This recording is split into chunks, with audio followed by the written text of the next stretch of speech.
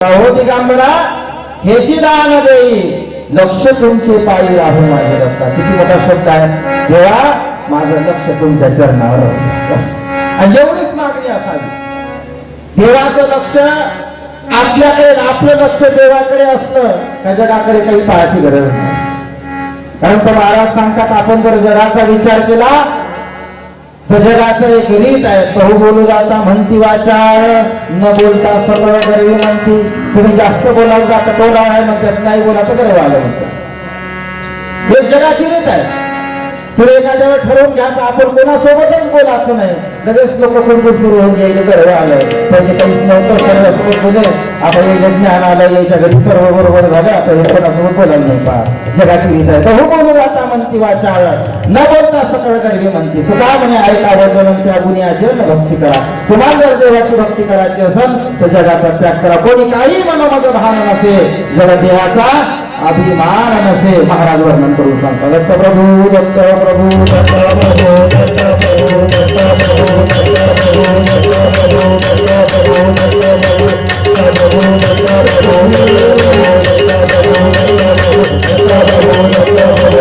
प्रभू महाराज वर्णन करून सांगतात. भक्ती करत असताना भक्ती क्षेत्रामध्ये जर आपण गेलो आणि भक्ती क्षेत्रामध्ये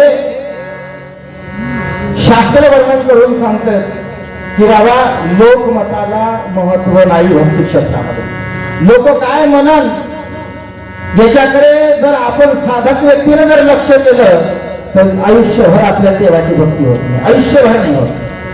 मंदिरात जावं कोण काय म्हणते का, महापूजेत जावं कोण काय म्हणते का, नामस्मरण करायला बसावं कोण काय म्हणते का, भजन म्हणावं कोण काय म्हणते का. या विषय जर आपल्या मनात धरला आपण तर आयुष्यभर देवाची भक्ती होत नाही.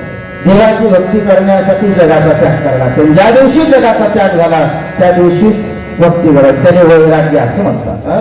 अशा प्रकारे महाराज वर्णन करून सांगतात अहो दिगंबरा. मग आता अहो दिगंबरा शब्द का वापरला? तिथं दत्त वापरता आला असता. चिंतन आहे ना अभंगामध्ये.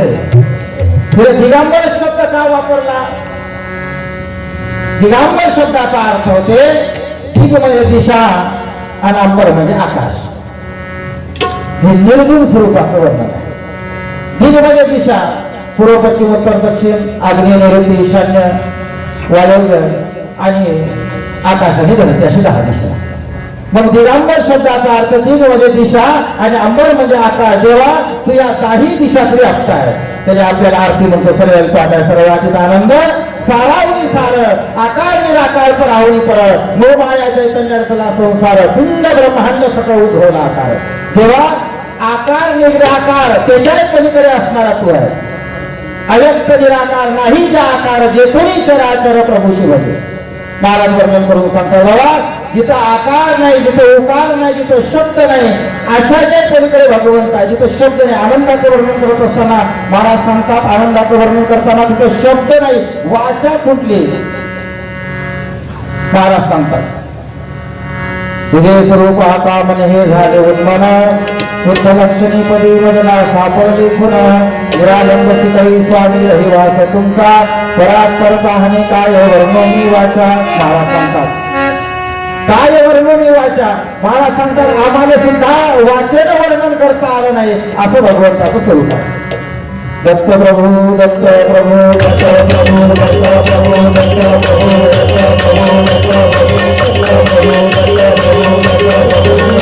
महाराज वर्णन करून सांगतात अहो दिगंबरा याची दान देई. महाराज सांगतात की तुम्ही चराचरात व्याप्त आहे. असं कोणताही ठिकाण नाही ज्या ठिकाणी आनंद नाही. प्रत्येक ठिकाणी आनंद आहे. प्रत्येक सृष्टीत भरलेला आहे. जळी स्थळी काष्टी पाशाने भरून उरलेला आनंद आहे. मग महाराज सांगतात दिगंबर या स्वरूपाचं वर्णन करून सांगतात का प्रत्येक चराचरात व्याप्त असणारा प्रभू तुम्ही निर्गुण निराकार प्रभू आहात तुम्ही. आणि मी तुम्हाला मागणी करतो अहो दिगंबरा हेची दान दे. म्हणजे मी जे मागतो हेच दान द्या. दत्तात्रय प्रभूंनी सांगितलं काही हरकत नाही तू माग मग मी तेच दान देईन. लक्ष तुमचे पायी राहावं माझ्या दत्त. त्यांनी सांगितलं बाबा का माझं लक्ष असणार तुमच्या चरणावर राहावं. आता लक्षच का राहावं असं म्हणता आलं पाहिजे. मी तुमच्या चरणावर राहावं.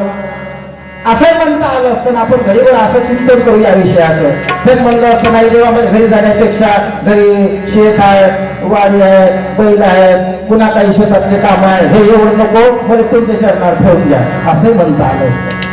पण देवांचं खुशालत महाराजांनी तसं नाही म्हणलं. अहो दिगंबरा, हे ठिकाण लक्ष तुमचे पायी राहावं माझे दत्ता. माझं लक्ष कुठं असावं? तुमच्या पायी असावं, तुमच्या पायावर असावं.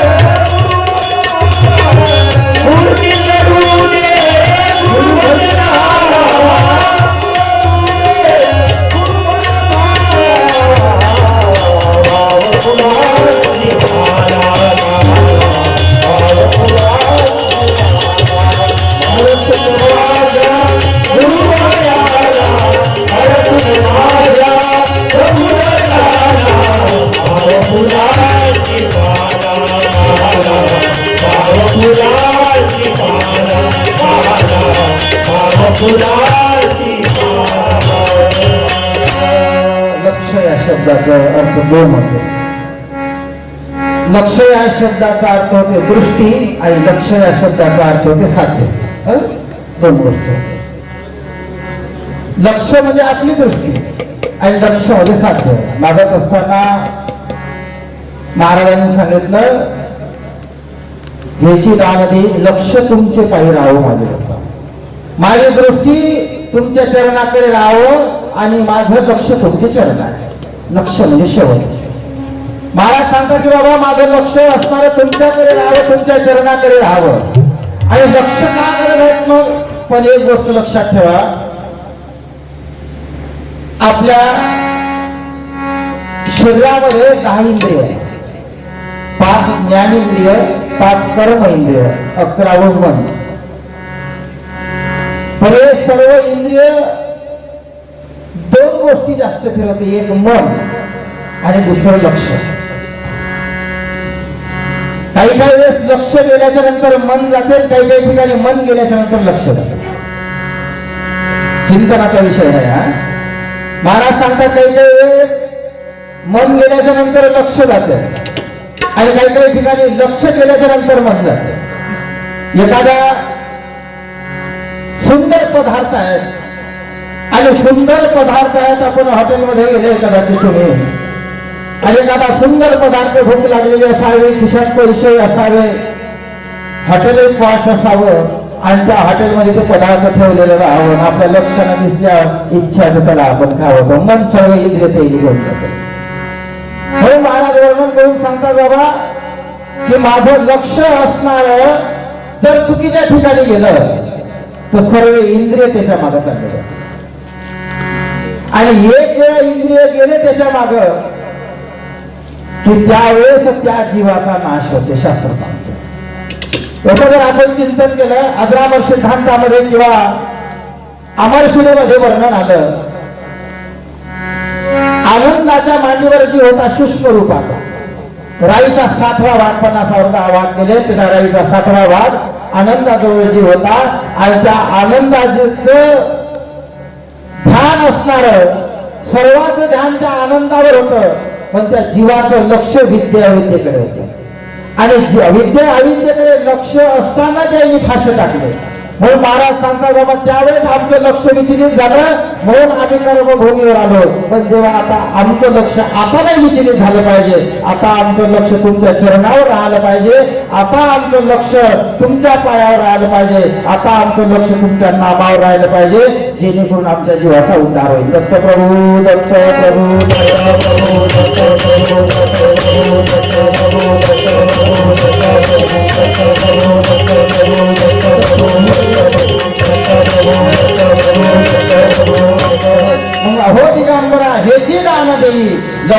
तुमचे पायी राहो माझे दत्ता देवा, माझं लक्ष असणार तुमच्या चरणाकडे राहावं. अभंगाचं पहिलं चरण.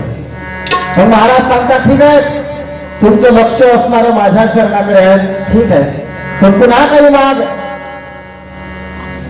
हे माझं लक्ष, तुझं लक्ष असणार माझ्या चरणाकडे राहणार, याच्यात काही संशय नाही, पण अजून काही माग. त्यांनी सांगितलं जर माझा भाव लागो तुझी भक्ती, ह्याची कृपा मूर्ती देई मग दत्ता. दुसऱ्या चरणात देवाला वाटलं काही धन मागन, दौलत मागन, बंगला मागन, गाडी घोडी काही मुला बाळासाठी मागन, पण त्यांनी सांगितलं नाही. त्यांनी सांगितलं लक्ष तुझं, माझं लक्ष तुझ्या चरणावर राहावं एक.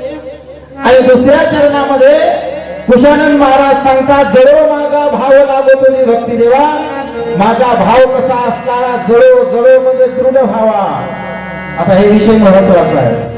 त्यांनी सांगितलं माझा भाव दृढ व्हावा, जळो माझा भाव लागो तुझी भक्ती. माझा भाव पहिले दृढ व्हावा आणि दृढ भाव झाल्याच्या नंतर तुझी भक्ती लागो. आता भाव या शब्दाचा अर्थ आहे श्रद्धा, श्रद्धा या शब्दाचा अर्थ आहे विश्वास. हे एकाच कुटुंबातले लोक आहे. भाव श्रद्धा विश्वास हे एकाच कुटुंबातले लहान मोठे ते मध्ये एकामेकाचे भाऊ आहे. महाराज सांगतात सर्वात प्रथम आहे भाव, आणि भाव असण्याच्या नंतर विश्वास आणि श्रद्धा. पण सर्वात महत्वाचा आहे आपला भाव त्या देवावर बसणे. बरोबर ना? आपला भाव जर सोमवार मंगळवार बुधवार गुरुवार पौर्णिमा अमावस्या चतुर्थी सप्तमी नवमीकडे जर गेला, आता मला जास्त वर्णन नाही करता येत, तर आपला भाव दृढ झाला नाही झाला. शास्त्रात असं वर्णन केलेलं आहे. दत्तात्रय महाराज सांगतात सार विचार ग्रंथामध्ये, जो माझ्या स्मरणी गुंतला तो राहतापासून सुटला. महाराज वर्णन करतो जो माझ्या स्वरूपी गुंतला तो राहतापासून सुटला, मी जेवढी धरी त्याला भक्त माझा म्हणून. महाराज वर्णन करून सांगतात का ज्याच्या अंतःकरणामध्ये जागृती स्वप्नी सुषुप्ती या अवस्थेमध्ये केवळ माझ्या वाचून दुसरं काहीच करत नसून तो माझा निज भक्त. महाराजांना वर्णन करून सांगितलं. आणि तोच असताना माझ्या जवळ येऊ शकते, अन्यथा दुसऱ्याला नाही.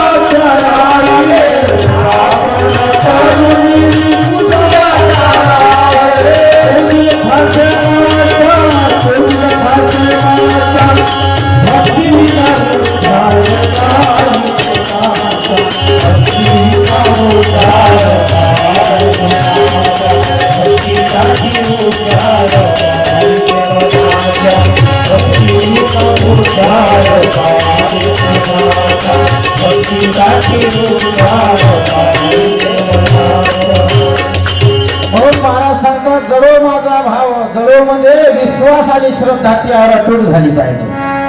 देव जाईल कोण्या क्षणात गुरु राखती सदा भजनात. महाराज वर्णन करून सांगता यावा एवढा दृढ भाव झाला पाहिजे, एवढा दृढ भाव झाला पाहिजे का ती वाचून आम्हाला जगात दुसरं काहीच नाही पाहिजे. तो भरला असे घटोघटी आणि जैसा ज्याचा भाव पैसा मागतो ते हारी. महाराज वर्णन करून सांगता बाबा का तू असणारा सर्वत्रित असणारा व्यापून आहे आणि प्रत्येक याच्यामध्ये तूच दिसला पाहिजे. हा भाव झाला पाहिजे, हा त्याने दृढ भाव असं म्हणतात. मग महाराज सांगतात जणू माझा भाव लागो तुझी भक्ती. माझा पहिले भाव दृढ झाला पाहिजे आणि नंतर देवा तुझी भक्ती लागली पाहिजे. पण काही काही वेळेस आपला भक्ती लागून जाते, भावच नाही दृढ होत. आयुष्याचे आयुष्य निघून जाते पण भाव काही दृढ होत नाही. भाव दृढ झाला पाहिजे म्हणून महाराज सांगतात जणू माझा भाव लागो तुझी भक्ती. आता भक्ती 9 प्रकारची सांगितलेली आहे सारे विचार ग्रंथामध्ये. श्रवण, कीर्तन, स्मरण, पाश्यवन, अर्चन, वंदन, दास्य, सख्य आणि आत्मनिवेदन अशा 9 प्रकारच्या भक्ती आहे. थोडस माझ्या पुढे अशा प्रकारे 9 प्रकारच्या भक्ती आहे. 9 प्रकारच्या भक्तीमध्ये पहिली भक्ती सांगितलेली आहे श्रवण. मराचा मारा न करता इंद्रियाशी दुःख न देता येथे मोक्ष असे ऐकता श्रवणा माझे. महाराज वर्णन करून सांगतात श्रवण नावाची भक्ती सर्वात मोठी. श्रवण म्हणजे तुम्ही ऐकत आहे श्रवण असं म्हणतात. ऐकणे गेले श्रवण म्हणतात. पण काय ऐकावं तर जीवाच्या हिताचं ऐकावं. नाही तर काही काही वेळेस असं आपल्याला वेळ भेटते सांगत राहा ऐकत राहा, सांगत राहा ऐकत राहा, नाही का. जीवाच्या हिताचं ऐकावं आणि जीवाच्या हिताचं ऐकल्याच्या नंतरच या जीवाचा उद्धार होतो. गोष्टी कोणत्या ऐकावं शास्त्राने वर्णन करून सांगतात. बाबा महाराज वर्णन करून सांगतात किंवा गोष्टी कोणत्या ऐका ज्या गोष्टीमध्ये ज्या ज्ञानामध्ये जीवाचं हित आहे, ज्या ज्ञानामध्ये जीवाचा उद्धार आहे, या गोष्टी जीवनात ऐकाव्या आणि आपला जीवाचा उद्धार करून घ्यावा. म्हणून श्रवण नावाची भक्ती आहे. पहिली भक्ती आहे श्रवण. श्रवणाचं महत्व सांगत असताना महाराज वर्णन करून सांगतात श्रवण पुराण श्रवण कीर्तन मनन निध्यास साक्षात्कार. साक्षात्कार झाले असं समाधी तुका म्हणे उपाधी घेतली. महाराज वर्णन करून सांगतात की श्रवण करावं. श्रवण केल्याच्या नंतर मग इथं ऐकलेल्या कथा आहेत. आता कीर्तन या ठिकाणी तुम्ही ऐकत आहे. ऐकत असताना घरी गेल्याच्या नंतर त्या कथेचं चिंतन करावं. नाहीतर तुमचं इथं कीर्तन संपलं तुझ्याजवळ आमच्याजवळ पाहत बसा.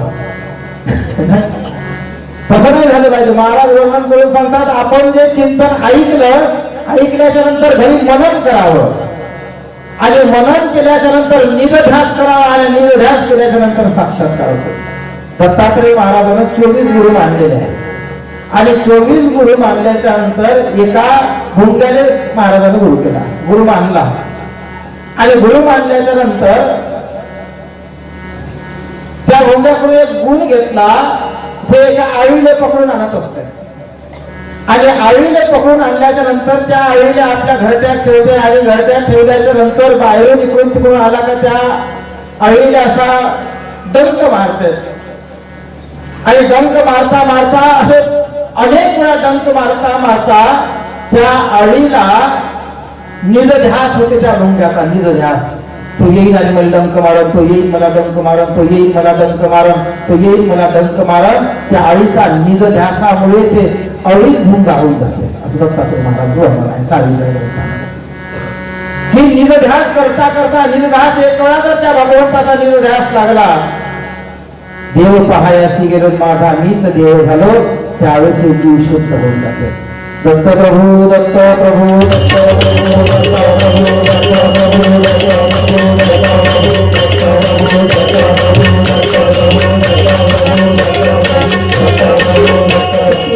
महाराज सांगतात की सदैव निधध्यास या शब्दाचा अर्थ आहे त्या भगवंताचा विसरच नाही पडला पाहिजे. आपल्या भागात नाही आहे. आम्ही अयोध्येच्या भागात गेलो होतो. अयोध्येच्या भागात गेल्याच्या नंतर त्या ठिकाणी आम्ही साधू मंडळी जेवण करायला बसतो आणि जेवण करायला बसल्याच्या नंतर त्याचा एक आदर्श पाहिला. मथुरा, वृंदावन, अयोध्याकडला ते जर वाढत असतात तर त्याला राम, रोटी राम, चावल राम, सब्जी राम म्हणजे प्रत्येक शब्दाने राम राम शब्द उच्चारत होते. म्हणजे एवढा आदर्श वाटला. म्हणलं का क्या बात आहे. म्हणजे प्रत्येक शब्दात राम शब्द उच्चारायचे. प्रत्येक शब्दात तुम्ही मथुरेत जर गेले, वृंदावनात जर गेला ते आदर्श पहा. आदर्श पाहिल्याच्या नंतर खरं त्याचा एवढं नामस्मरण, एवढं चिंतन, एवढं चिंतन, एवढं चिंतन का त्या चिंतनामध्ये मग्न होऊन जातात. एवढं चिंतन चालते त्याचं, एवढं चिंतन चालते. इस्कॉन म्हणून मंदिर आहे. इस्कॉनचे मंदिर तुम्ही पाहिले असेल कृष्णाचे. त्या इस्कॉनच्या मंदिरामध्ये त्या राधे कृष्ण दिवसभर रात्रभर आपल्याला अर्धा घंट्याचा पहारा घ्यावा म्हणला तर आपला ताल बसतो. अर्धा घंटाने नामस्मरण करा म्हणलं तर अर्ध्या घंट्याचं आपल्याला नामस्मरण करत नाही. 2-2 4-4 2-2 4-4 5-5 म्हणजे एखादा माग ओढून घेतो आपण. डोळ्याला लावली कुठं ठेवलेलं आहे बाबा तू सुखाचं नाही उद्यापर्यंत प्लीज नाही भेटवणार नाही. सुखाचं नामाला राहू देत नाही म्हणजे असा काही द्वेष मत्सर नाही. पण श्रद्धा सांगता आपण जर पाहिलं बाकी जायचं तर बाकी जायचं पाहिल्याच्या नंतर आपल्या मनात असं वाटतं का खरंच बा येईनी कुठं आम्ही कुठं वास्तविक पाहता आमचं 24 कॅरेट असून सुद्धा आम्हाला भाव नाही का. बेंटेक्स पेक्षा हलक्या याच्यात गेलो आपण 24 कॅरेट असून एकदम खाली उठून सांगता येणार नाही भाव आपण. दत्त प्रभू दत्त प्रभू दत्त प्रभू दत्त प्रभू दत्त प्रभू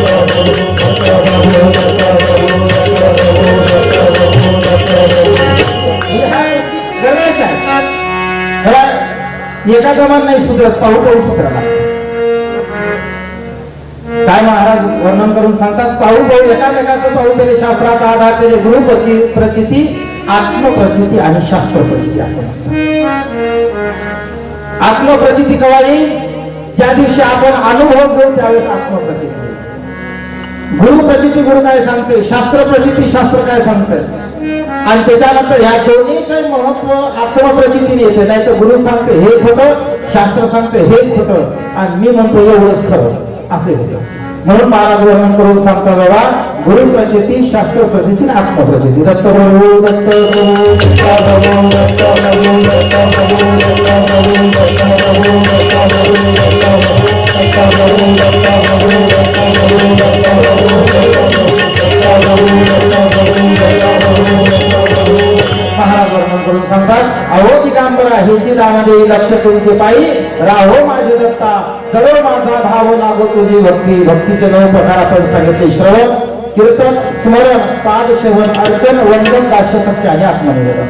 महाराज सांगतात का देह समर्पिते देवा बाहेर काहीच न घ्यावा होईल अहो ना तुका म्हणे आनंद. महाराज वर्णन करून सांगतो बाबा की आपण आत्मनिवेदन नावाची भक्ती म्हणजे सर्वस्व त्याने अर्पण करावं. 9 प्रकारच्या भक्त्या संप्रदायामध्ये वर्णन केलेले आहे. संप्रदायामध्ये 9 प्रकारची भक्ती वर्णन केलेली आहे. ते आपण तन मन धन गुरुचरणी अर्पण म्हणतो. कायावाच्या तन मन धन गुरुचरणी अर्पण म्हणजे आत्मसमर्पण त्याने म्हणते. आणि ज्यावेळेस हे सर्व समर्पित केल्याच्या नंतर मोलक चुला दिया गुरुने मस्त फटिले दिया आणि त्यावेळेस गुरु महाराज आपल्याला बीज मंत्र सांगतात त्या बीज मंत्राचं स्मरण करावं. एवढं श्रेष्ठत्व आहे सर्वस्वाचा त्याग करून सोपं नाही. आणि त्या भक्ती कर देवाची तू मन लावूने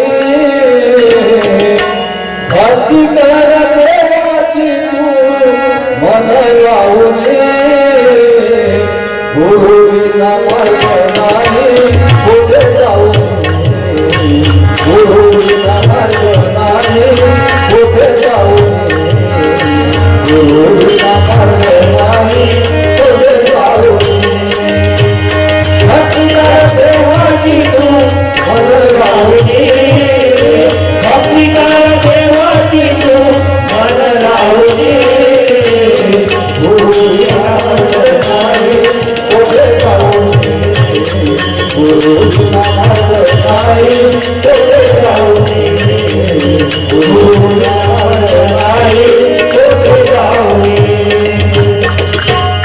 महाराज सांगतात जवळ माझा भाव लागो तुझी भक्ती ह्याची कृपा मूर्ती देई मग दत्ता देवा तुम्हाला जर द्यायचं संत माझा भाव दृढ झाला पाहिजे. माझा भाव तुमच्या चरणावर दृढ झाला पाहिजे. माझा विश्वास तुमच्या चरणावर झाला पाहिजे. जीवनामध्ये कसल्याही प्रकारच्या समस्या येऊ पण तुमच्यावर विश्वास कमी नाही झाला पाहिजे. ते भगवंताने मागणं असावं. त्याच्यानंतर भगवंताने सांगितलं बाबा बराच टाइम झाला 11:15 वाजले पुन्हा काही मागून घे. सांगितलं काही काळजी करू नको बरोबर मागतो म्हणजे 11:30 पर्यंत आपले निकाल आठवतो तेव्हा म्हणजे तुम्ही काही काळजी करू नका. 11:30 वाजेपर्यंत सर्व आठवून देतो. नंतर सकाळी काकडा करायला लागतात म्हणजे आम्हाला त्याच्यानं थोडंसं लवकरच आठवजी म्हणजे काही हरकत नाही आठवून देतो. हा बरोबर लक्षात आलं माझ्यावर. अशा प्रकारे कुशानन महाराजांनी विचारलं, भगवंताकडे गेले आणि गेल्याच्या नंतर सांगितलं, प्रभू जवळ माझा भाव लागो तुझी भक्ती ह्याची कृपा करते देही मदत होता. त्याने सांगितलं, रे सुख मागणं. लोक सुखासाठी एवढ्या अपेक्षा करतात, एवढ्या अपेक्षा करते सुखासाठी, कितीतरी प्रकारच्या अपेक्षा करतात, तरी त्याला मी सुख लागू देत नाही. सुख मागणं ते म्हणजे काही हरकत नाही. महाराजाने तिसऱ्या चरणात सांगितलं, दृष्टी दिशे रूप मुखी नाम घोष ह्याची सदा सुख देव दत्ता. मागत असताना काय अभंगाचं चिंतन आहे हो. अभंगाचं चिंतन करत असताना आपण भरपूर भजन म्हणतो, रात्र रात्र काढून टाकतो भजन. एका जणाची एवढी काही जणाची भजन पाठ आहे, एक महिना जरी रोज महापूजा राहिली तर दुसरं भजन म्हणणार नाही, एवढे भजन पाठ. पण प्रश्न असा आहे का त्याच्या अभंगाचं चिंतन किती गोड आहे, लिहिणाऱ्याने किती गोड लिहिला अभंग पहा. सांगितलं, दृष्टी दिशे रूप मुखी नाम घोष आणि ह्याची सदा सुख देही म्हणू दत्ता. देवा माझ्या दृष्टीनं तुझं रूप दिसलं पाहिजे, या मुखानं तुझं नामस्मरण घडलं पाहिजे आणि हेच सुख मध्ये द्यायच्या पलीकडे सुख काहीच नाही पाहिजे. दत्त प्रभू दत्त प्रभू दत्त प्रभू दत्त प्रभू दत्त प्रभू दत्त प्रभू.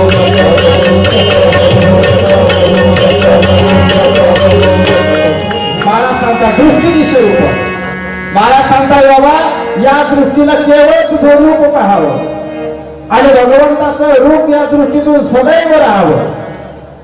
तसं प्रमाण आहे राष्ट्रसंत तुकडोजी महाराजाचं, नेत्राची बाहुली फाकली नेत्र कोणात वडले लावो आणि जिकडे तिकडे सद्गुरु साक्षी दृष्टी गोंधळणे लावो. महाराज सांगतात. आणि या डोळ्यामध्ये जोपर्यंत सद्गुरूची कृपा होणार नाही तोपर्यंत भगवंताचं स्वरूप नाही दिसत. त्याची कृपा पाहिजे. लक्ष देऊ नये का, त्याच्या कृपेशिवाय काहीच चालत नाही, त्याच्या सत्तेशिवाय पाने हालत नाही. शास्त्र वर्णन करून सांगते, झाडाचे आपण हाले त्याचे सत्ते राहिले हलता मग कोठे चाले हे शरीर कोणाचे असते कोण कोण तो तुझ्या विना दे कवी ऐकवी एक सद्गुरुनाथ याचे भजनच कोणी दे. महाराज वर्णन करून सांगतात बाबा की सर्व असणार ते सद्गुरु महाराज चालवत आहेत, ते भगवंत चालवत आहेत. आणि चालवत असताना महाराज वर्णन करून सांगतात की हे सर्व असणार तू चालवत आहे, पण आपलं ह्या सर्व बदलण्यासाठी दृष्टी बदलण्यासाठी हे सर्व मान्य करण्यासाठी त्याची कृपा पाहिजे. नाही तर जगात अशी तुम्हाला कितीतरी माणसं आपल्या जीवनात रोज सापडते की लोक सांगतात देवच नाही आहे. बाबा देव नाही हे म्हणणं सहज आहे, पण त्याचा अनुभव घेणं वेगळी गोष्ट आहे. आणि भगवंत डोळ्यानं पाहायची वस्तू नाही, लक्ष देऊ नाही का, भगवंत हा डोळ्यानं पाहायची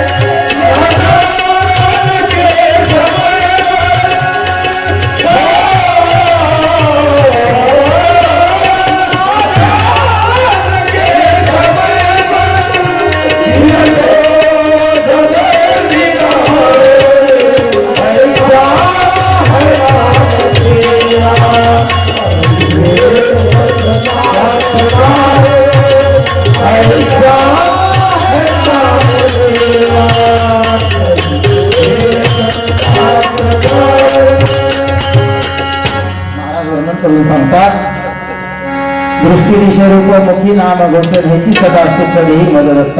या दृष्टीनं त्याचं रूप पाहणं एवढं सोपं आहे. महाराज वर्णन करून सांगतात या दृष्टीतून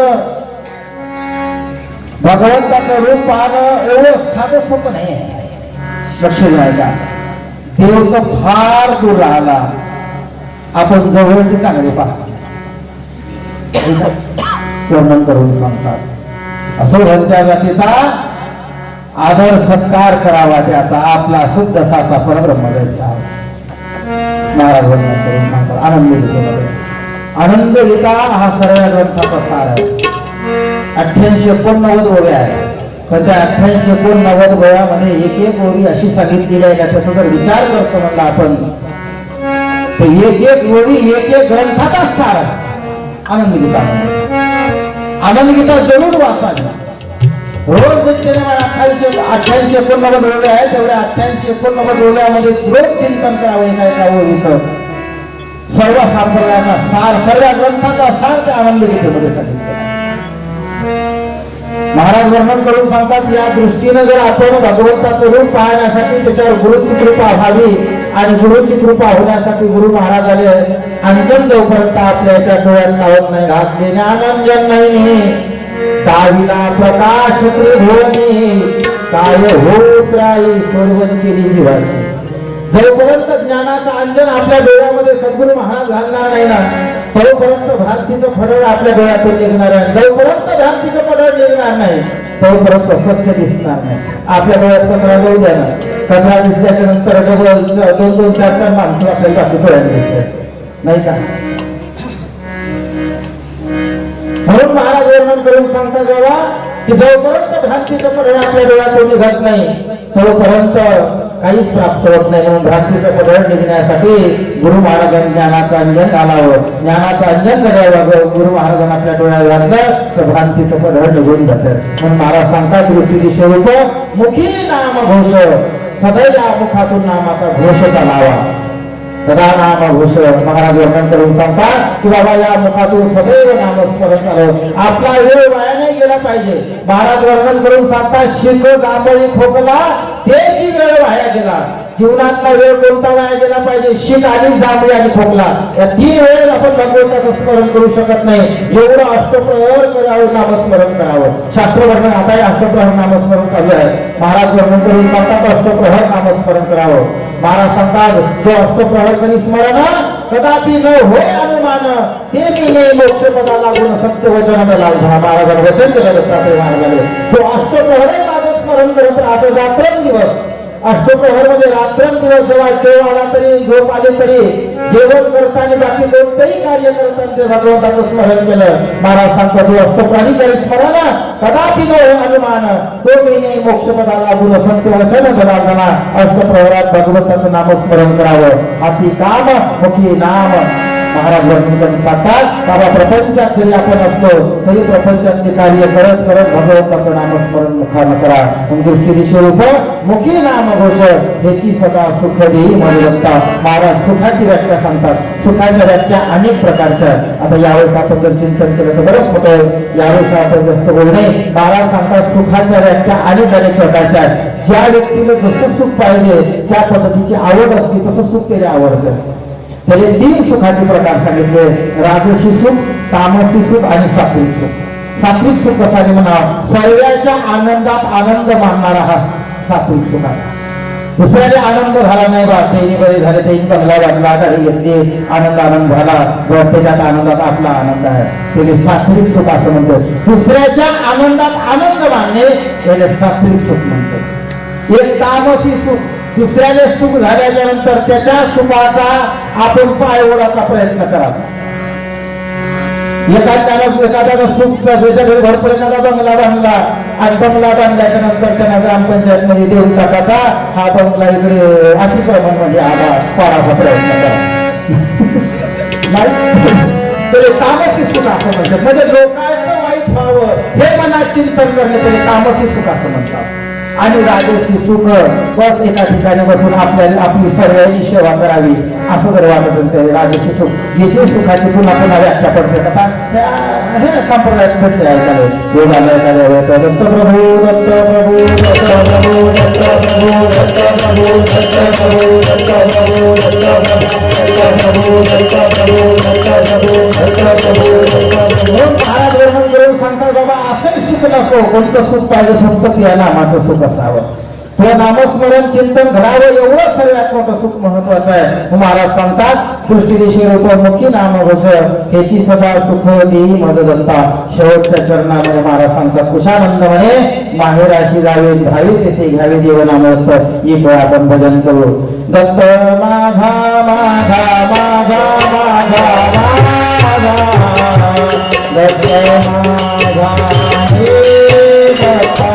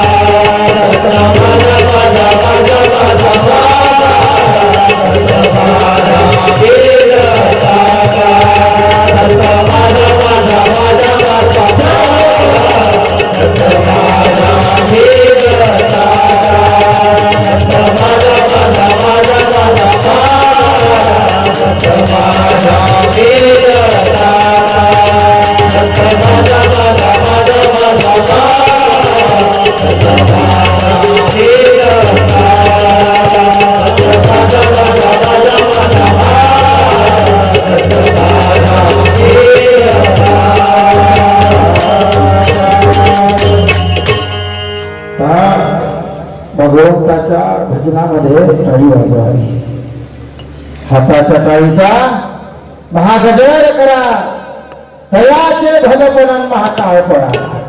आरती पूर्ण झाली, संत सभा विश्रांतली, उदाया कापुराने भक्ती पूजा तुझी केली।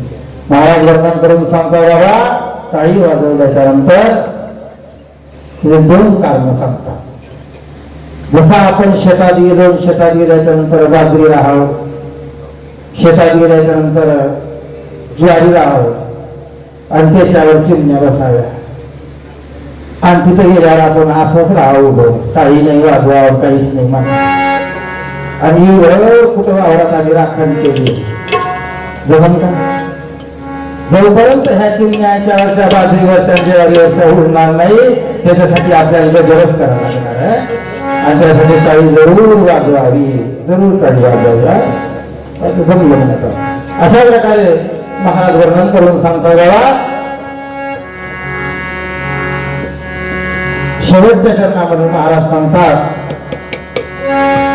तुषानंद म्हणे माहेराशी जावे, घ्यावे त्याचे घ्यावे देव नाम दत्त। महाराज वर्णन करून सांगतात, महाराज सांगतात माहेराशी जावे,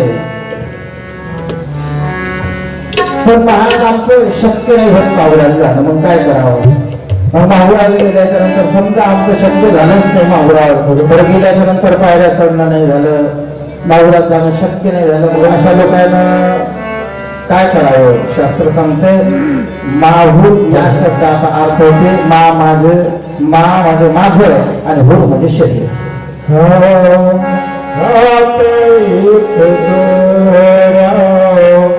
दृढ भाव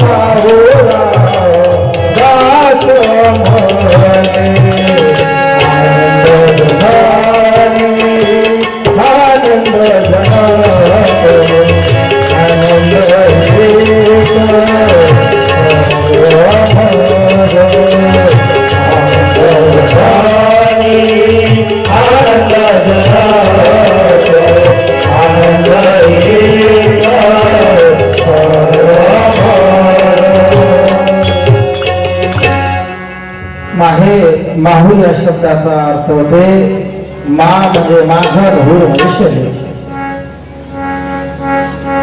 या शरीरामध्ये भगवंताचं स्मरण करणे म्हणजेच माहूर, आणि या शरीरामध्ये त्या भगवंताला ओळखून घेणे म्हणजेच त्या परमेश्वराला ओळखून घेणे। म्हणून महाराज वर्णन करून सांगतात, कुशानंद म्हणे माहेराशी जावे आणि भावे तेथे घ्यावे देव नाम दत्त।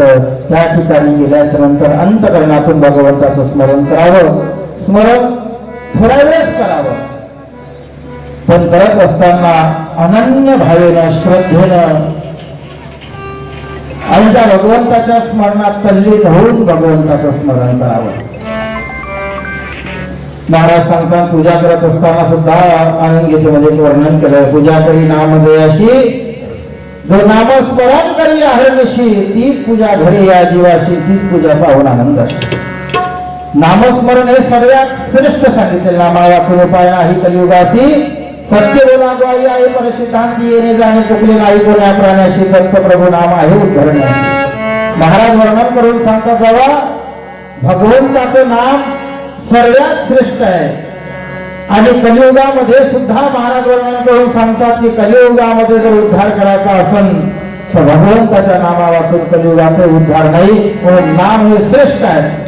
सर्व पंथ संप्रदाय सर्वस्व एकच सांगते तर भगवंताचं नामस्मरण करा आणि त्याच नामस्मरणाने जीवाला मोक्ष गती प्राप्त होऊ शकते. म्हणून नामस्मरण सर्वात श्रेष्ठ आहे. आपण या ठिकाणी 4 चरणाचा अभंग अहो दिगांबरा हेची दान देई लक्ष तुमचे पायी राहो माझे दत्ता चलो माझा भाव लागो तुझी भक्ती हेची कृपा मूर्ती देई माझे दत्ता दृष्टी विषयरूप मुखी नाम घोष हेची सदा सुख देई माझे दत्ता कुशांगमने माहेराशी जावे भावे तेथे घ्यावे देव नाम दत्ताचा 4 चरणाचा अभंग कीर्तनरूपी जी आपण निवडलेला होता याचा सोडवण्याचा प्रयत्न केला. या अभंगाचा असाच अर्थ होईल असं नाही. याचा अनेक प्रकारचा आपण जसं जसं चिंतन करू तेव्हा घोकत विद्या खोदत पाणी जसे आपण घोकत चिंतन केलं तेवढी विद्या प्राप्त होते जेवढं खोदत केलं तेवढं पाणी लागते. तशा प्रकारे या अभंगाचं चिंतन कितीही आपण चिंतन केलं गोड चिंतन तरी ते चिंतन कमी होईल. झाली आपण कीर्तनरूपी सेवा सद्गुरू महाराजांच्या चरणावर समर्पित करून या ठिकाणी आपली कीर्तन सेवा थांबवून बाकीचा राहिलेला कार्यक्रम जो सकाळचा उद्याचा नियोजित जो कार्यक्रम आहे त्या कार्यक्रमानुसार रोजचा उद्याच्या सायंकाळच्या पूजा जे काही नियम सांगितलेले ज्या ठरवलेले आहेत गावकरी मंडळी त्याप्रमाणे उद्याचा कार्यक्रम चालेल. आपली या ठिकाणी कीर्तनरूपी सेवा जैसी झाली तैसी केली बरोबर का नीट देव जाणे अशा प्रकारे वयानं आपण या ठिकाणी कीर्तन सेवा थांबवून घेऊ. अनुसया माऊली दिगंबरा अनुसया माऊली दिगंबरा अनुसया माऊली दिगंबरा अनुसया माऊली दिगंबरा अनुसया माऊली दिगंबरा अनुसया माऊली दिगंबरा अनुसया माऊली दिगंबरा अनुसया माऊली दिगंबरा अनुसया माऊली दिगंबरा अनुसया माऊली दिगंबरा अनुसया माऊली दिगंबरा अनुसया माऊली दिगंबरा अनुसया माऊली दिगंबरा अनुसया माऊली दिगंबरा अनुसया माऊली दिगंबरा अनुसया माऊली दिगंबरा महाराज की जय अनुसया महाराज आनंद चित्तमंदिर महाराज जय गुरु महाराज महाराज जय ऋषी महाराज